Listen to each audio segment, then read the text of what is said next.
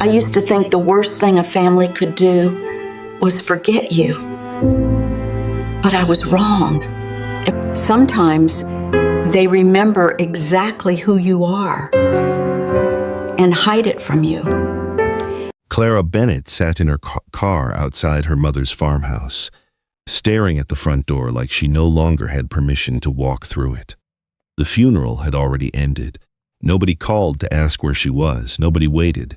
Inside the house, she saw people eating by the window, talking, moving on. And for one painful moment, Clara thought about putting the car in reverse and leaving for good, because her family had spent years making her feel like a visitor in the home where she was raised. But when Clara finally stepped inside, something felt wrong. Her brother froze when he saw her overnight bag. Her sister stopped smiling. And less than 10 minutes later, Clara overheard the sentence that changed everything. How long is she planning to stay? Not angry, afraid. As if Clara being inside that house too long could become a problem. Before she left that farmhouse, she would discover why her siblings had kept her away for years. Because hidden inside her mother's sewing room was proof that the woman Clara believed she had become was never the woman her mother saw at all. And if you've ever felt life erase pieces of who you used to be, subscribe and stay, because some truths arrive late, but not too late. But before Clara Bennett ever found the key, before she opened the sewing room, before she understood why her siblings looked afraid, she had to walk into that house as if she still had a place in it. And that was where the first wound opened. By the time Clara stepped through her mother's farmhouse door, the house was already being emptied. Not mourned, emptied. The umbrella stand was gone from the entryway. The church calendar had been taken off the wall. Ruth's little candy table had been shoved into a corner, with a lamp sitting crooked on top of it. And in the living room, 3 cardboard boxes sat open on the rug. Donate, sell, trash. Clara stood there with her overnight bag in one hand. Nobody reached for it. Nobody asked about the drive from York. Nobody asked if she needed a minute alone in the house where her mother had lived, prayed, cooked, and waited by the window. Her brother Richard looked up from a stack of picture frames. "You made it," he said. "Not, 'I'm glad you came.' Not, 'I'm sorry, Clara.' Just, 'You made it.'" Her sister Denise stood in the kitchen, wrapping plates in newspaper. She glanced at Clara once, then looked away, as if tenderness might cost too much. A few cousins ate from paper plates at the dining table. Fried chicken, potato salad, sweet tea in plastic cups. The smell was warm, but the house felt cold.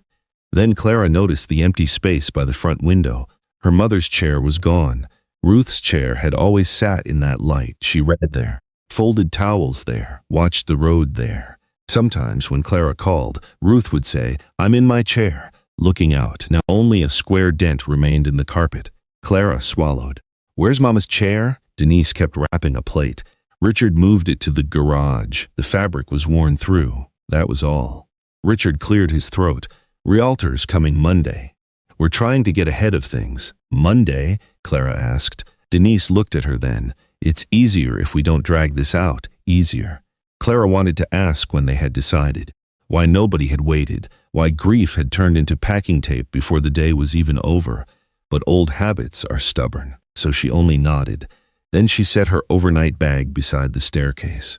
Richard saw it. Denise saw Richard see it. Something passed between them. Not sadness, not surprise, concern, the wrong kind. "I thought I'd stay tonight," Clara said. The room shifted. A fork stopped scraping a paper plate. Denise's hand froze around the newspaper. Richard lowered the frame in his hand. "Oh," Denise said. "Tonight? It was Mama's house," Clara said softly.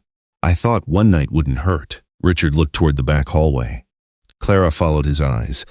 At the far end, one door was closed. 3 boxes had been stacked in front of it. Not beside it. In front of it. On the door, half hidden in the dim light, Clara could still read the small brass plate. "Sewing room." For a moment no one moved. Clara looked back at them. "Why is Mama's sewing room blocked?" Denise opened her mouth. "Nothing came out," Richard answered too quickly. "There's nothing in there you need." And that was when Clara knew. They were not just clearing the house. They were keeping her away from one part of it. Richard stepped into the hallway, blocking her view. "Come on," he said. "You've had a long day." But Clara did not move, because before he covered the door completely, she saw a folded white paper tucked underneath it, and on the corner, in her mother's handwriting, was one letter, C. The letter C stayed in Clara's mind after Richard stepped in front of the sewing room door, not because her mother labeling things was unusual. Ruth labeled everything: button jars, Christmas tins, fabric scraps, even the drawer where she kept batteries and rubber bands. But that paper was not on a shelf. It had been slipped under a closed door, as if someone from inside the past had tried to reach her. Richard was still watching, so was Denise. Clara bent slowly, pretending to fix the handle of her overnight bag. She needed one more look, one more second to prove she had not imagined it, but Richard moved closer. "Clara," he said, low and careful, "this isn't the night for digging through old things." Digging. The word bothered her. She had asked about a room. He made it sound like trespassing. Clara stood again. "I only asked why it's blocked." Denise set a wrapped plate on the counter. Her fingers pressed creases into the newspaper. "There was a leak back there," she said. Richard looked at her, quick, sharp. Then he said, "Not a leak, moisture." "The room smells bad." Clara looked from one to the other. A leak, moisture, a smell. 3 answers for one door. In the dining room, a cousin reached for another biscuit and pretended not to listen. But everybody was listening. Clara turned back toward the hallway. The boxes in front of the sewing room were not old. The marker lines were fresh. One box had been taped twice across the top. Richard's pocket knife sat on another, still open. This had not been done weeks ago. It had been done recently, maybe today, maybe before Clara arrived. "Was Mama still using that room?" Clara asked. Denise's face changed, only a little. But Clara saw it. "No," Denise said, "not near the end." Richard added, "She kept too much. You know how she got?" Clara did not answer because she did not know. That was the quiet truth sitting under everything. She did not know how her mother had been near the end. Every time Clara tried to visit, there had been a reason not to come. Ruth was tired. Ruth was resting. Ruth had company. Ruth would call later, but later had stretched into months, then years. And now Clara was standing in the house after the funeral, asking permission to see a room that once smelled like cotton, starch, lemon oil, and lavender sachets. A room where Ruth used to watch Clara sketch quilt patterns and say, "That eye of yours is a gift."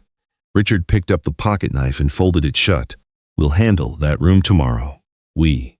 Not Clara, not together. We, something small and steady rose inside her, not anger, not yet, a refusal. Before she could speak, tires crunched outside. Headlights swept across the living room wall. Denise stiffened. Richard turned toward the window. A car door opened in the rain. Then came 3 careful knocks. Denise whispered, "Why is she here?" Richard did not answer. Clara walked to the front door and opened it. Mrs. Bell stood on the porch with a covered casserole pressed against her coat. Rain dotted her silver hair. For 1 second, she looked relieved to see Clara. Then her eyes moved past Clara's shoulder, down the hallway, straight to the blocked sewing room. Her face changed. And behind Clara, Richard said quickly, "Mrs. Bell, this really isn't a good time." But the old woman did not look at him. She looked only at Clara, and softly, almost sadly, she said, "Your mother told me this might happen." Mrs. Bell's words settled into the room like a match near dry paper. "Your mother told me this might happen." Richard stepped forward with a careful smile. "Mrs. Bell," he said, "we appreciate you coming, but this isn't a good night." Mrs. Bell kept her eyes on Clara. She was small, with silver hair pinned loosely behind her head, and a casserole dish wrapped in a faded blue towel. Rain dotted her coat. Her shoes left dark marks on the porch boards. "I won't stay long," she said. Richard reached for the casserole. Mrs. Bell did not hand it to him. She handed it to Clara. That small choice changed the air. Clara took the dish carefully. It was warm. "I'm sorry about Ruth," Mrs. Bell said. "Your mother was a good woman." Clara nodded. "Thank you." The words almost broke in her throat because they were the first gentle words anyone had given her since she walked in. Mrs. Bell looked at Clara's overnight bag near the stairs. "You're staying tonight?" Before Clara could answer, Denise said, "Probably not. The house is a mess." Mrs. Bell's expression stayed calm. "Ruth always said Clara should have one more night here." Clara looked up. "One more night?" Mrs. Bell nodded. She said there were things you needed to see for yourself. Denise placed both hands on the kitchen counter. Mama said a lot of things near the end. There it was again. That careful way of making Ruth sound confused whenever her words became inconvenient. Mrs. Bell finally looked at Denise. Your mother knew exactly what mattered. Richard's face tightened. Clara looked down at the casserole dish because she did not trust her own face. For years, her family had remembered her as the woman who fell apart. But Mrs. Bell looked at her as if she remembered someone before the falling. You made the blue and gold quilt, Mrs. Bell said. Clara blinked. What? For the county fair, Mrs. Bell said. Blue stars, gold border, hand-stitched corners. People stood around it like it belonged in a museum. Richard gave a short laugh. That was just a hobby. Mrs. Bell did not look at him. No, she said. It was not. The words were quiet, but Clara felt them deeply. Mrs. Bell stepped closer. Women brought Ruth scraps from dresses, curtains, baby blankets, and Clara could turn them into something that still felt alive. Clara remembered yellow lamplight, a pencil in her hand, her mother saying, Don't rush the pattern, let it speak first. Mrs. Bell lowered her voice. Your mother kept every ribbon she could find, every clipping, every letter people sent after you made something for them. Richard set his jaw. That's enough, Mrs. Bell turned to him then. No, Richard, she said. It stopped being enough a long time ago. No one spoke. Clara looked toward the hallway, toward the blocked sewing room. The folded paper still showed beneath the door, a white corner, one letter C. Mrs. Bell followed her gaze. Then she reached into her raincoat pocket and pulled out a small envelope, yellowed at the edges. I wasn't supposed to give you this unless they kept you from that room, she said. Clara's breath caught. Richard stepped forward. Don't. But Mrs. Bell placed the envelope in Clara's hand. On the front, in Ruth Bennett's handwriting, were 4 words, after they say no. The envelope felt too thin to hold anything dangerous, but Richard looked at it like it could burn the house down. Clara stood near the doorway with Mrs. Bell's casserole in one hand and her mother's envelope in the other. 4 words stared back at her, after they say no. Not if, after. Ruth had known. Somewhere in the last years of her life, while Clara was being told it was never a good time to visit, her mother had prepared for this exact moment. Richard reached out. Clara, give me that. His voice was calm, too calm. Clara stepped back. No, 1 word. Small, but it changed something inside her. Denise's face paled. This is getting out of hand, Mrs. Bell stayed on the porch, rain dripping from the edge of her sleeve. Let her read it, she said. Richard turned sharply. This is family business. Mrs. Bell did not flinch. So was keeping her away. The sentence landed hard. No one answered it. Clara looked down at the envelope again. The flap had been sealed carefully, but the paper was old enough to curl at the corners. Her mother had written her name on the back. Clara. Just Clara. Not my poor Clara. Not the one who needed help. Not any of the quiet labels people had placed on her over the years. Clara. Before she could open it, thunder rolled across the sky. The lights flickered once, twice. Then the whole farmhouse went black. Someone in the dining room gasped. A plate clattered against the table. For a few seconds, there was only rain pounding the roof and the sound of everyone breathing. Denise whispered, Power's out. Richard muttered something under his breath and moved toward the kitchen drawer. Clara held still.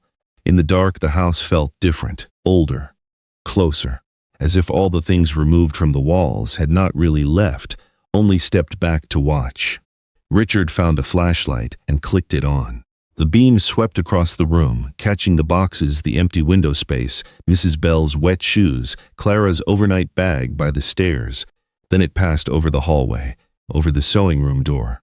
And for one quick second, Clara saw the white paper beneath it again, still there, waiting. Denise lit 2 candles on the kitchen counter with shaking hands. We should all just sit down, she said.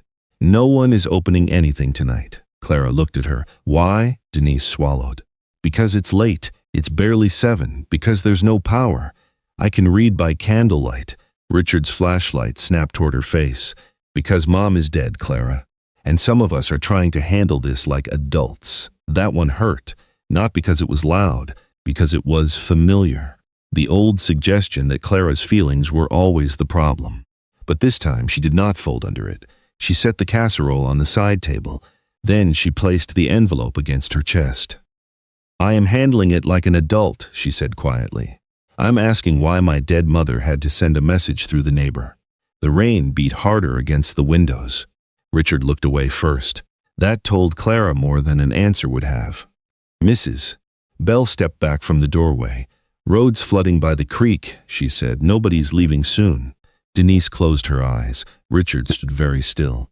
Clara understood then. The storm had done what no one in that house wanted. It had made her stay. A few minutes later, Mrs. Bell left before the road became worse.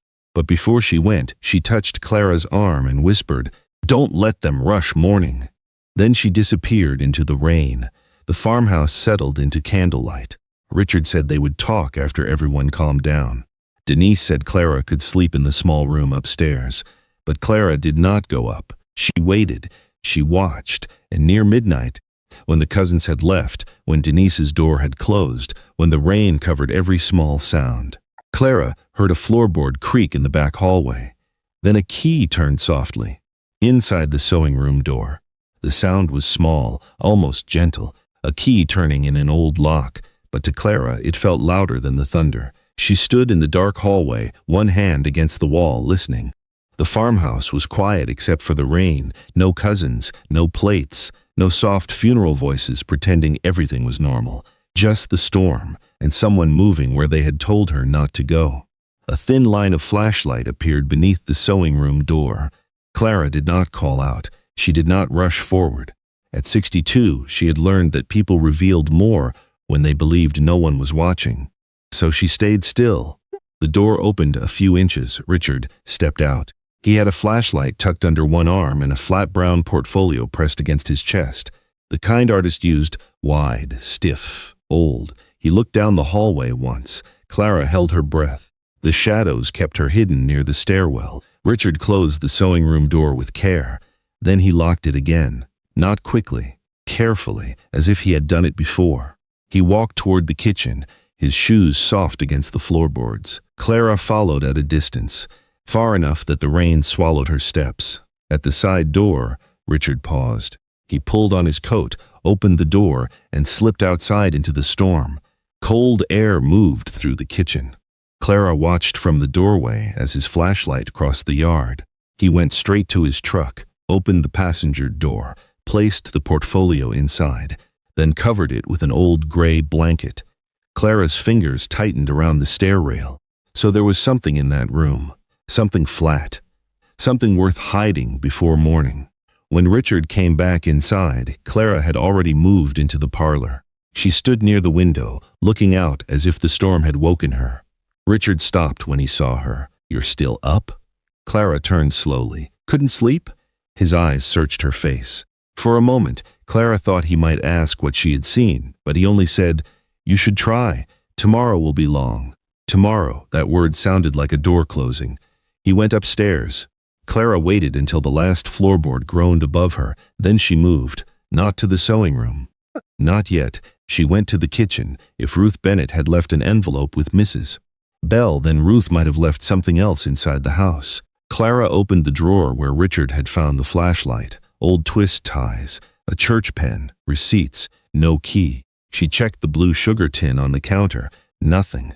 She checked beneath the chipped saucer Ruth used to keep near the sink. Nothing. Then Clara remembered something so clearly it almost made her smile. Her mother never hid important things where a person would look first. She hid them where only memory could find them. Years ago, Ruth kept emergency money taped beneath the flour tin, not because anyone would steal it, because, as she used to say, a thief looks in drawers. A daughter looks where she helped bake biscuits. Clara crossed to the pantry. The door stuck before it opened. Inside, the shelves smelled of dust, cinnamon, and old paper bags. There was still a white flour tin on the lower shelf. Clara knelt slowly. Her knees ached. She lifted the tin. Something pale was taped beneath it, an envelope. Small, flat. Her breath stopped. She pulled it free with trembling fingers and carried it to the candle on the counter. On the front, in Ruth's careful handwriting, were 2 words. For Clara. No explanation. No apology. Just her name, as if Ruth had trusted she would know what to do. Inside was a brass key and one folded note. Clara opened it, only one sentence. If they moved the boxes, start with the third drawer. For a long moment, Clara could not move. Her mother had known about the boxes, maybe not the exact night, maybe not the storm, but she had known enough. Clara took the key and walked back to the hallway. The folded paper marked the C was still tucked beneath the sewing room door. She bent down and pulled it free. It was not a letter. It was a small piece of pattern paper. On it, Ruth had drawn a single quilt block, a star with one missing point. Underneath it were 3 words, "She comes back." Clara looked at the locked door, then at the key in her hand, and just as she slid it into the lock, a voice behind her whispered, "Clara, please don't open that." The voice came from the foot of the stairs, soft, shaking, not Richard. Clara kept her hand on the key. For a moment, neither sister moved. The storm pressed against the windows. The candlelight from the kitchen reached only halfway down the hall, leaving Denise's face in pieces of shadow. "Please," Denise whispered, "don't open it tonight." Clara looked at her younger sister. Denise had wrapped herself in Ruth's old gray cardigan. The sleeves hung past her wrists. She looked smaller than she had at the funeral, but fear does not always make people innocent. Sometimes it only makes them honest. Clara's fingers tightened around the key. Why? Denise looked toward the sewing room door, then toward the staircase. "Richard will be angry. That is not an answer." Denise swallowed. The house creaked around them. For years, Denise had been the soft one, the peacekeeper, the one who said things gently while still letting Richard decide what happened next. But now, standing barefoot in the hallway, she looked less like a peacekeeper and more like someone who had helped guard a door she was afraid to open herself. Clara turned the key. The lock gave with a small click. Denise covered her mouth. Clara waited.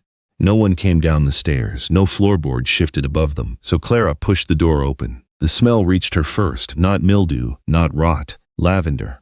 Cotton. Old wood warmed by summer light even though it was midnight in a storm. Clara stepped inside, and the lie collapsed. The room was not ruined. It was not wet. It was not full of junk. It was clean. Carefully clean. Dust sheets covered 2 chairs and a narrow work table. Fabric was folded on open shelves by color. Blues like river water, yellows like late cornfields, reds like church picnic apples. A small lamp sat beside Ruth's old Singer sewing machine, its black body still polished, its silver wheel catching the candlelight. Clara stood in the doorway, unable to breathe properly. This room had not been abandoned, and Denise stayed behind her. "I only came in once," she said. Clara did not turn around. "When?" "After Mama got sick." Richard said we needed to sort it. But she got upset when he touched the cabinet. Clara looked at the cabinet against the far wall. Its glass doors were covered from inside with brown paper taped carefully along the edges. Ruth had done that. Clara knew her mother's tape lines. Straight, patient, no wasted motion. On the work table sat a stack of binders. Each one had a label, patterns. Letters, fair pieces, Clara's drawings. Clara touched the last one with 2 fingers. Her name was written in Ruth's hand. Not hurried, not shaky, certain. She opened the binder. The first page held a pencil sketch of a quilt block she had drawn at 27. She remembered the kitchen table, a chipped mug of coffee. Ruth standing behind her saying the blue needed more gold. Behind it was another sketch, then another. Pages and pages of Clara's old work, each protected in plastic sleeves. She had thought they were gone. She had thought maybe she had thrown them away during the divorce, along with so many things she could not bear to look at. But Ruth had kept them. Everyone. Clara turned a page and found a newspaper clipping. Local woman wins best original pattern at Lancaster County Fair. The photo was faded, but there she was, younger, smiling. Standing beside the blue and gold quilt, Mrs. Bell remembered. Clara touched the edge of the picture. The young woman in it looked like someone with a future. Someone who had not yet learned to apologize for taking up space. Denise stepped closer. "I didn't know there was this much." Clara looked at another binder, letters. Inside were envelopes tied with thread, thank you notes, Christmas cards, small scraps of paper written by women Clara barely remembered. One note said, "The quilt you made from Daddy's shirts helped Mama sleep again." Clara pressed her hand to her mouth. not to cry loudly, just to hold herself together. All those years, Richard had called it a hobby. Denise had called it something Clara used to do. Mary Ann, before she moved to Ohio, had once said Clara needed real work. But here, in her mother's sewing room, were people saying something else, that Clara's hands had comforted them, that her work had mattered, that some part of her had not disappeared just because her family stopped speaking of it. Then she saw the largest binder. It sat beneath the others. Its label was different, The Daughter Who Came Back. Clara pulled it free, but when she opened it, most of the pages were missing, cleanly removed. Only the first page remained. At the top, Ruth had written, "Final quilt," for Clara to finish. Below that was a rough drawing of a star, one point missing. The same star from the paper under the door. Clara's chest tightened. Richard had taken the rest. Denise saw it too. "Oh, Clara," she whispered. Before Clara could answer, a sound came from outside. A truck door opening, then closing. Richard was back from the yard. And this time, he was not trying to be quiet. Richard's footsteps crossed the porch like hard knocks against the night. Clara stood inside the sewing room with the open binder in her hands. Denise stayed near the door. Neither of them spoke. Outside, Richard moved around the truck. Something scraped, something heavy shifted, then the side door opened, and cold rain air pushed through the house. Clara heard him in the kitchen. Then the hallway, then he stopped. For one long second, the whole house held its breath. "You opened it," Richard said. He stood in the doorway, wet coat dark across his shoulders, flashlight in one hand. His eyes went first to Clara, then to the binder, then to Denise. "You had no right," he said. Clara looked at the room around her, the shelves, the folded fabric, the binders with her name on them. "My name is on half of what's in here," she said quietly. Richard stepped inside. Denise moved back. "Those things belong to the estate." "No," Clara said. "Some of them belong to my life." Richard's jaw worked, but no answer came. Clara looked down at the binder again. The Daughter Who Came Back. Most of the pages were gone. She lifted the first page and saw something she had missed before. A smaller sheet had been tucked behind it. Not a sketch, a note. The handwriting was Ruth's, but thinner, older, written slowly. At the top were 3 words, "When Clara is ready." Clara felt the room tilt beneath her. Richard saw the note at the same moment. "Don't read that now," he said, but his voice had changed. It was not anger anymore, it was fear. Clara held the note closer to the candle Denise had carried in. The flame shook. So did her hand. The letter began simply. "My Clara, if you are standing in this room, then they have already told you there is nothing here for you." Clara stopped. The words reached into her chest with a tenderness so sharp it almost hurt. Denise began to cry softly behind her. Richard looked toward the floor. Clara kept reading.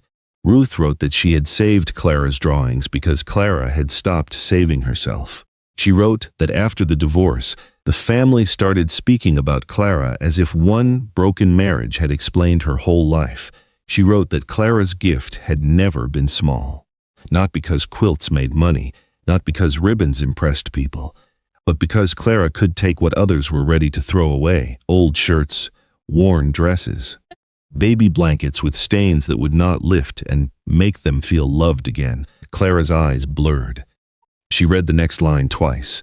"They think you became small because you failed. I think you became small because shame was handed to you by people who should have helped you carry it." No one breathed. Not loudly. Not enough to disturb the words. Richard turned away. Denise covered her face. Clara pressed the page against her chest for a moment, as if her mother's hand might still be inside the paper. All those years, the short calls, the missed holidays, the careful excuses. Clara had believed Ruth had slowly let her go. But Ruth had been here, keeping evidence, keeping memory, keeping Clara's name alive in a room no one else wanted opened. At the bottom of the note, Ruth had written one final instruction. "The last design is in the brown portfolio. Finish it only if you want your life back for yourself, not to prove anything to them." Clara looked up. The brown portfolio, the one Richard had carried to his truck, the one he had covered with a gray blanket. Richard wiped rain from his forehead. "Mom was sentimental," he said. "She held on to things too long." Clara folded the letter carefully. "No, she said. She held onto what you were willing to lose. Richard's face hardened. Then he reached for the binder. Clara stepped back. Denise moved between them before she seemed to know she had done it. "Richard," she whispered, "stop." For the first time that night, he looked truly alone.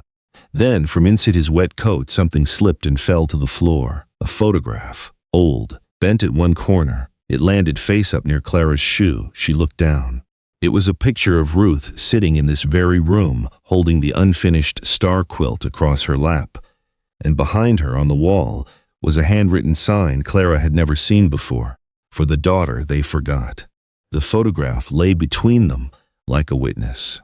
Ruth Bennett sat in the sewing room, older than Clara remembered her wanting to look, with the unfinished star quilt folded across her lap. Behind her, pinned to the wall, were 5 words written in thick black marker. For the daughter they forgot. Clara stared at them until the letters blurred. Not because they were cruel, because they were true. Richard bent quickly to pick up the photograph, but Clara was faster. She lifted it before his fingers touched the floor. "Where did you get this?" Richard's mouth tightened. "It was in the portfolio you hid in your truck." He said nothing. That silence did more than any confession could have. Denise leaned against the work table, one hand pressed to her stomach. "Richard," she whispered, "what else is in it?" He looked at her as if she had betrayed him. "You too?" Denise flinched. Clara did not. She held the photograph carefully by the edges. For years she had been the one expected to shrink, to soften her voice, to make things easier. But standing in that room, surrounded by proof her mother had saved in secret, Clara felt something old begin to return. Not rage, something steadier, a spine. "Bring it inside," she said. Richard gave a short laugh. "You don't get to order me around in this house." Clara looked at the binders, the labels, the folded fabrics, the note from her mother still warm in her hand. "No," she said, "but you don't get to hide what Mama left for me." Richard's face changed. There it was. The thing under all his practical words, not just worry over the estate, not just fear of clutter, repairs, taxes, or family arguments, resentment. "Mama left everything for everybody," he said. "Not just you. I never said she didn't. You always make it sound like nobody cared about you." Clara took that in quietly, the old accusation, the one that made her doubt her own hurt. But this time she did not defend herself against a wound he helped create. She only said, Then why did she have to hide my name under a flour tin?" Denise began crying harder. Richard looked away. Rain slid down the window behind him in crooked silver lines. For a moment, Clara thought he might leave the room and refuse. Then Denise spoke. "Bring it in, Richard." He turned to her. "She'll use it against us." Clara's voice was soft. "No, I'll use it to understand my life." That was when Richard seemed to run out of things to say. He left the room without another word. His footsteps moved through the hall, into the kitchen, out the side door. Nobody followed him. Clara stayed beside the sewing table, holding Ruth's photograph. Denise wiped her cheeks with the sleeve of Ruth's cardigan. "I knew he moved some things," she said, "but I didn't know what they were." Clara looked at her. "Did you know Mama wanted me here?" Denise's face folded. "I knew she asked for you sometimes." Sometimes. The word was small, but it carried years. "And you didn't tell me?" Denise lowered her head. Richard said it upset her when plans changed. He said it was better if we kept things simple. Simple, another clean word used to cover a messy truth. Before Clara could answer, the side door opened again. Richard came back carrying the brown portfolio. It was wet around the edges, but he held it tightly, like surrendering it cost him something. He placed it on the sewing table. No apology, no explanation, just the portfolio. Clara untied the old cloth string. Inside were Ruth's final quilt sketches, a star pattern with one missing point, fabric notes, measurements, pieces cut from old dresses, work shirts, curtains, and baby blankets, and beneath them all, one sealed envelope. On the front, Ruth had written, "Read before you finish it."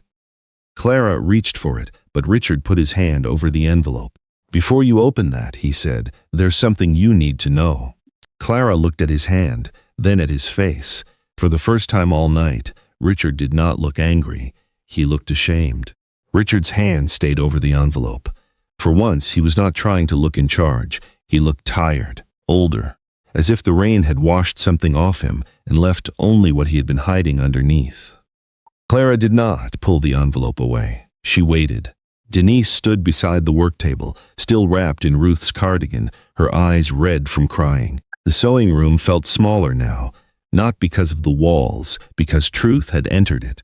Richard looked at the portfolio, then at the unfinished star pattern spread across the table.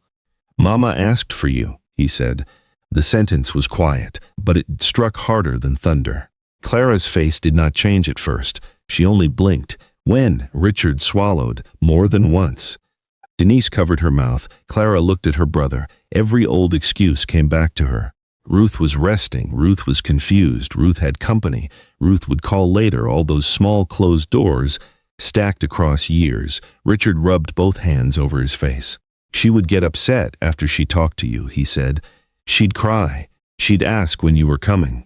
She'd start pulling things from this room, saying she needed to show you before it was too late." Clara's throat tightened. "So you stopped telling me?" Richard did not answer quickly.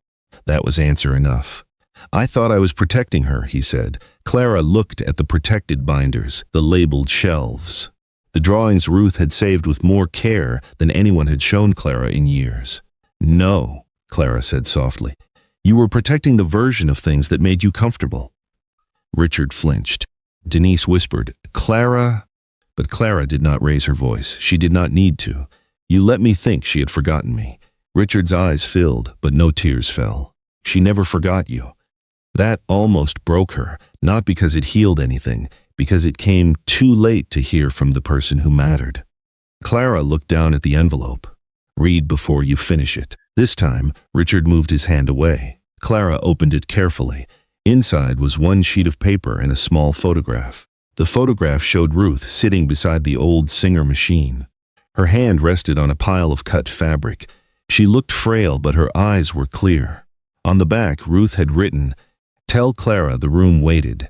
Clara pressed the photograph to the table. Then she read the letter. Ruth wrote that the final quilt was not meant to be perfect.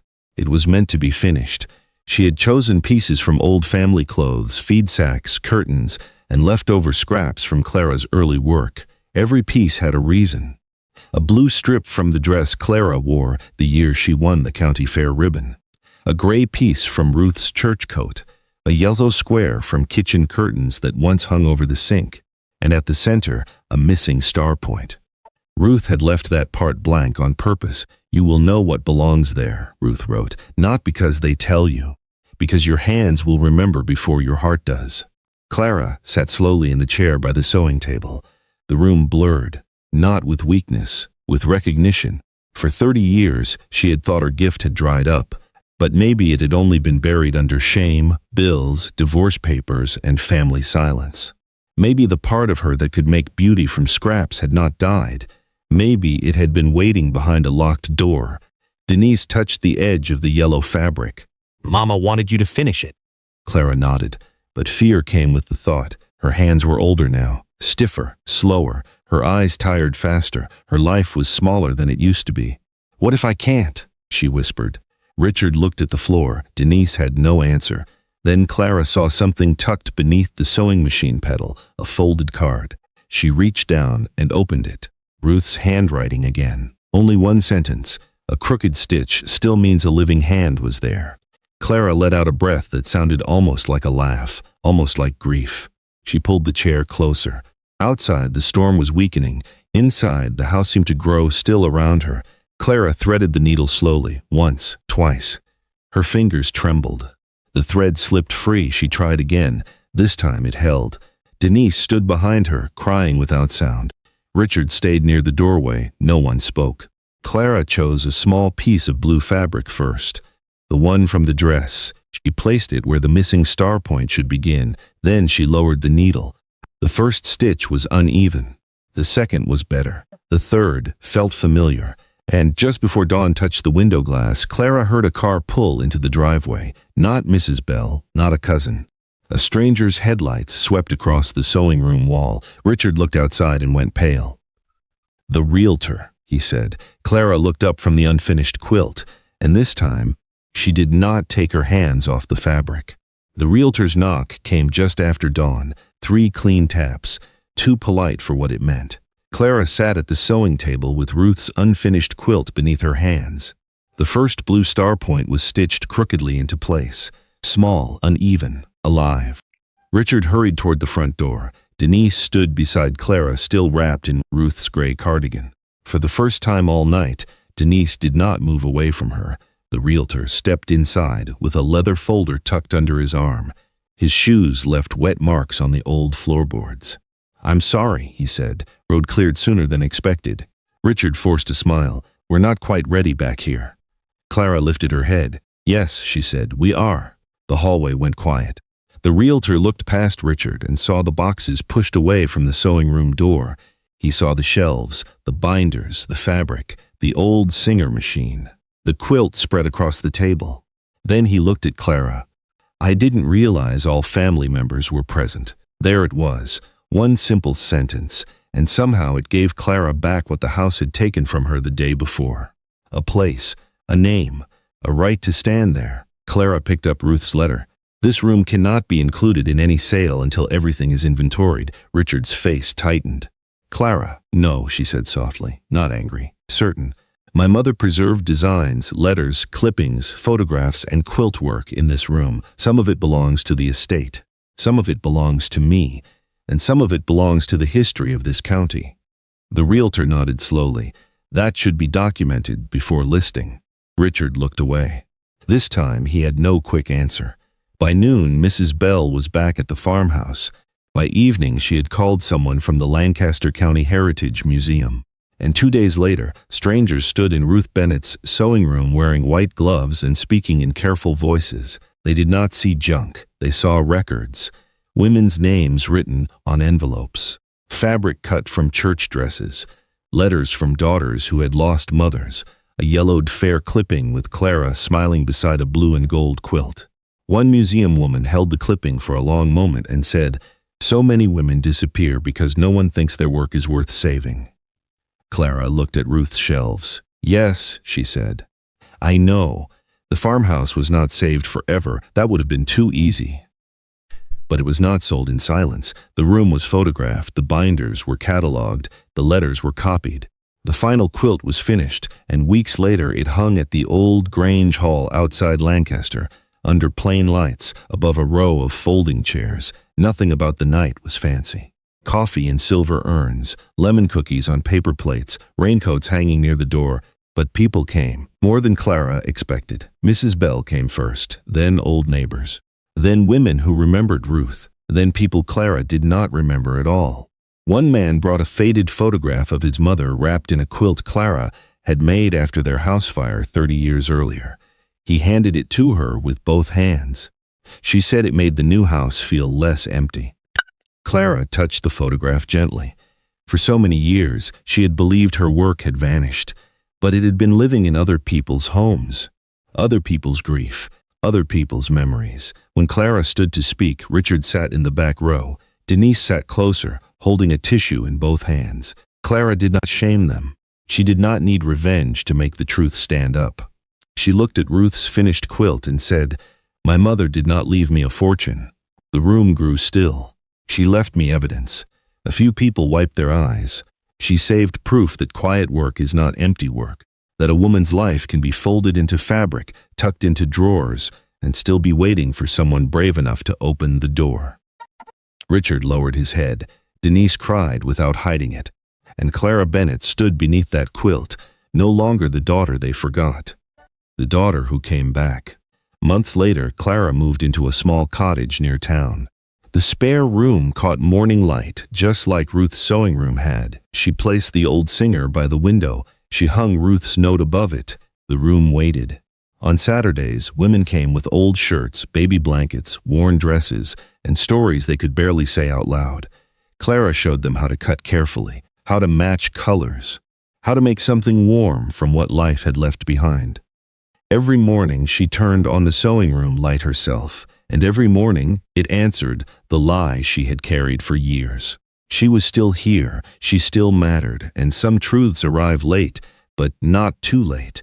If Clara's story made you think of someone who was overlooked, like this video and subscribe before you go.